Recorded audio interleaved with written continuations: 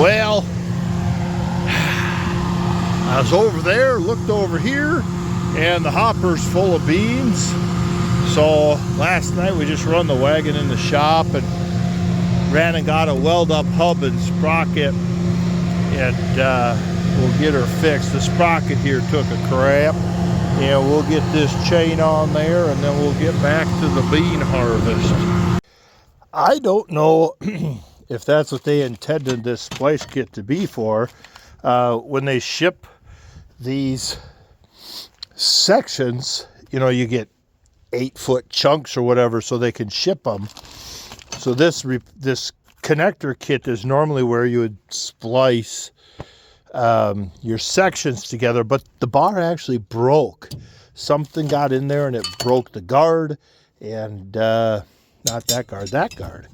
It broke the guard and kind of broke the knife and then broke the bar. It's kind of a neat system. You know, it's an encapsulated guard, and if you can see that, and then every other knife is upside down, so there are no hold downs that you have to adjust. It's got the roller guides to keep it in position. I like this bar. It does very well. Maybe we'll do a review on it later. So I'm going to use this splice kit to put this together, and the bolts are pressed in, but if you just twist them a few times back and forth and then have your other hand under here, you can pop them bolts out fairly easy. I got to keep track of where I'm at here. Yes. So I just got to get these three, and then he'll go on. He goes on the bottom side, and it's already got these threaded cups inside the bar, and it works really good. Look, right here is a no, that's part of the regular bar. Right here, there's your splice plate. And so, yeah, so we're going to try it as a repair and see how that goes. The other nice thing is they had a couple kits, a center, so this is like your extension or something in the middle, for where the two knives come together, left and right half. You get some extra rollers, some extra bolts for guards, long bolts for here, and then you get, these are the special bolts for the overlap. Actually, these would be for here, these would be for out there where it doesn't overlap. And then you get some knives, and then there's your guard in the middle where the overlap is, so you get a couple of them, and then you get some regular guards, and then a box of knives. And so I believe these knives are the special ones for the overlap, because they'll be beveled on a side. So I need one regular knife. You know, you always joke about them Germans. If they built an anvil, it'd have 7 moving parts, but it would last you your whole life. And that SCH system, they really do a good job of setting a guy up for success. There we go. Hopefully that works good. We'll know in a couple minutes. These encapsulated guards are miserable to get on, so I put the knives on, I put the guard on, don't bolt it, and then I'll put these two knives on so there's room to slide the guard around to get your wrench in there. And it works pretty good. So let's try that. And I want to pitch my feeder house back a little bit more yet. We're riding a little bit guards down yet, and so we're still grabbing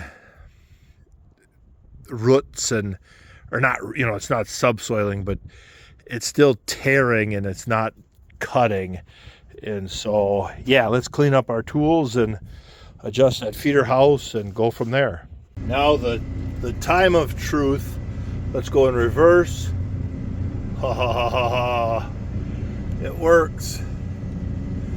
It goes back and forth. That's all we can ask. This field ain't doing too bad. If we end up with a 60 average, even a 50 average, we're in a D4 drought this year, and if we could end up with a 50 average, that'd be phenomenal. That monitor just sits right around there.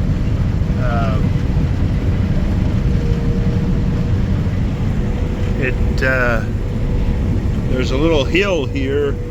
Hard to believe this is kind of a blow sand field.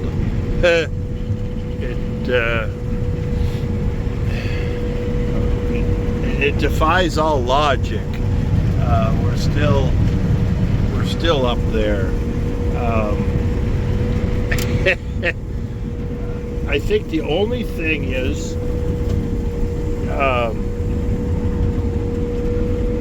got a big plug there. The only save it, I think what really made this crop was they're lodged. What really made this crop was soft sand that never stopped the roots from going down. In fact, it's such a soft field that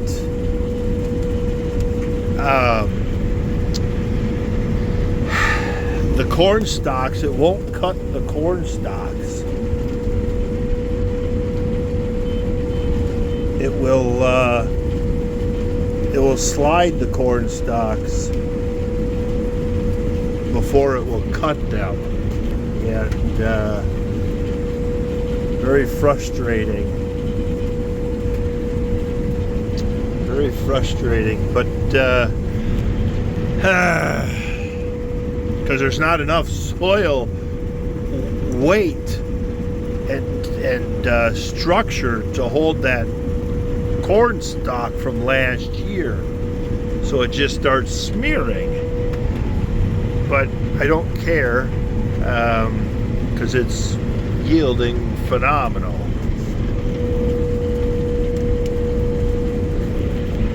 Yeah, I would have never thought this year on this field if you would have said this is going to be. The other big thing is soybeans love fertility, not fertilizer.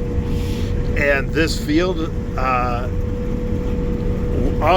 is the first time this field has been row cropped in its lifetime. It's always been pasture. It's never really been hay where stuff is being removed. It's always been pasture where the cows are grazing, and then in the winter time, since it's close to the barn,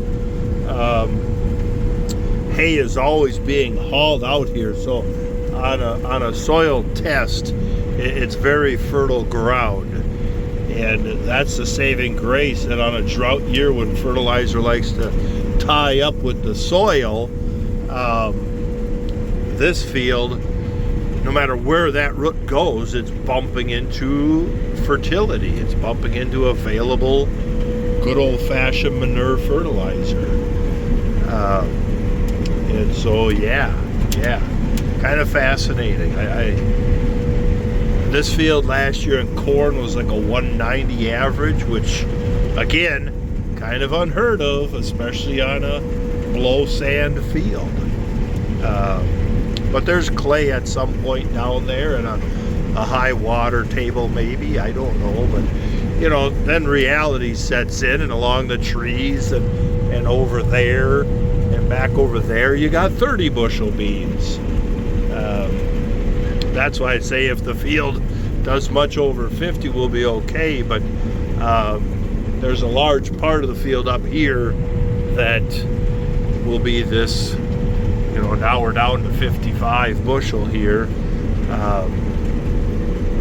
Kind of a tough year with our chemicals. with no rain. So there's some ugly looking spots like this.